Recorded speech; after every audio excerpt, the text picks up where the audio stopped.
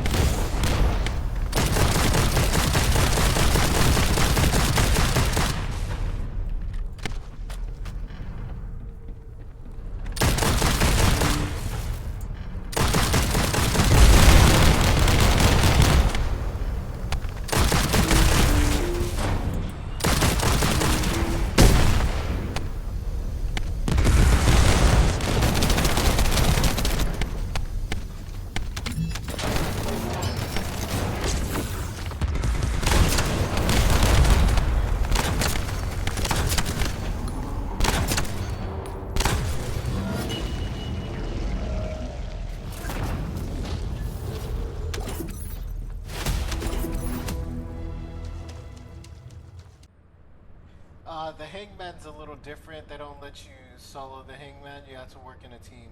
So we're gonna see how the Afterglow sword fares against the hangman in a team. Here we go.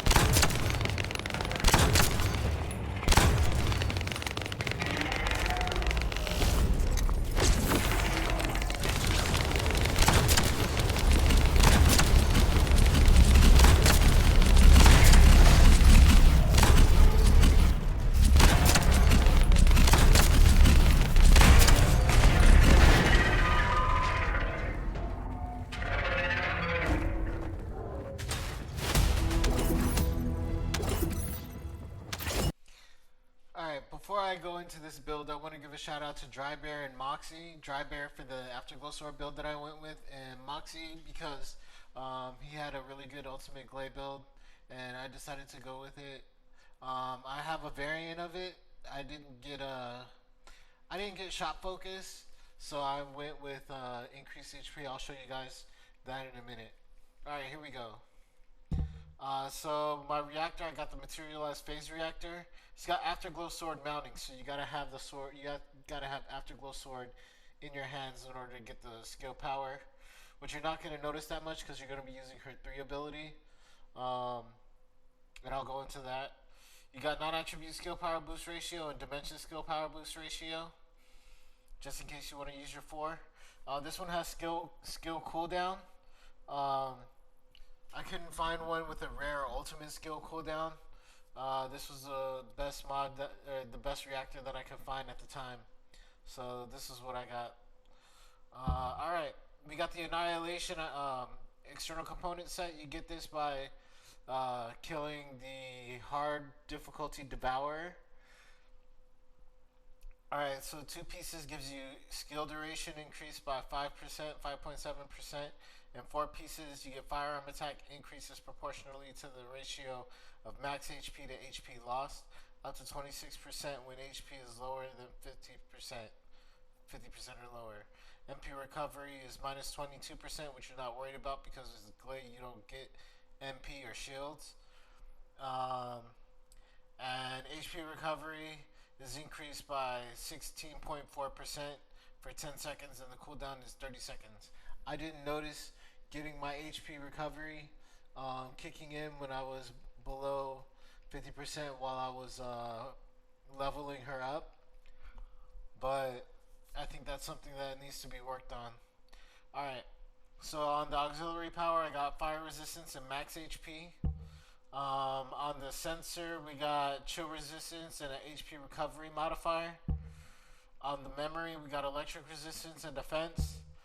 And on the processor, we got toxin resistance and a sieve display time.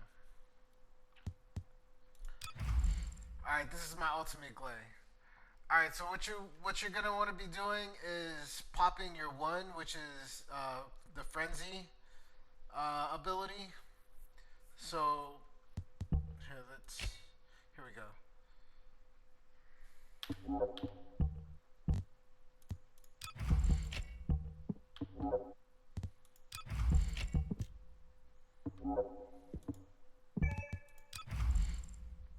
Alright, so you're gonna want to pop the 1, which is the frenzied ability, and in frenzied state. In frenzied state increases firearm attack and penetration, but reduces HP recovery.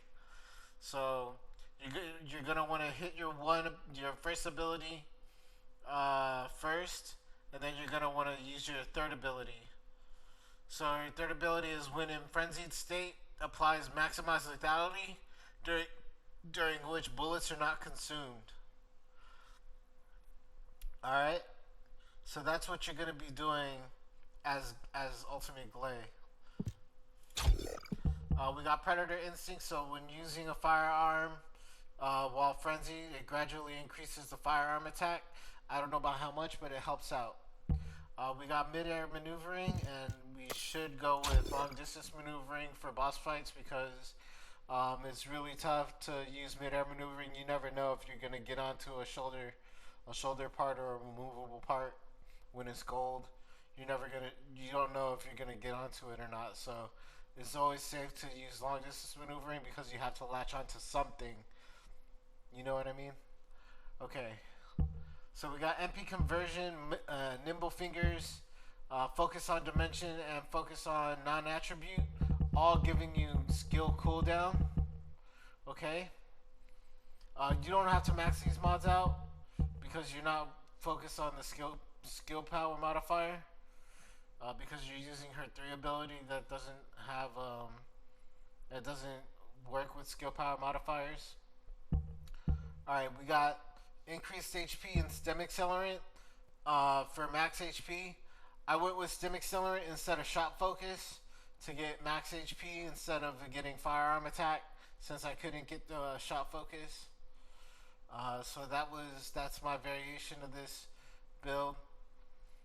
We got shield conversion for defense, and it reduces your max shields, which you're not worried about as Gley because you don't get shields as Gley. Alright, walk a tightrope. So when HP is 50% or lower, your skill power modifier goes up by 30%, and so does your firearm attack. Alright, and then we got maximize duration and skill extension for duration, skill duration. Alright, that's the ultimate Gley build. This is the Afterglow sword. It's got a crit hit rate of 50%, firearm crit hit rate. Firearm crit hit damage is 2.35. The weak point damage is 2.0. It's got 100% penetration and 100% accuracy. Its unique ability is called Nightmare Reaper. So on hitting a weak point, it inflicts a unique effect called Death Propagation.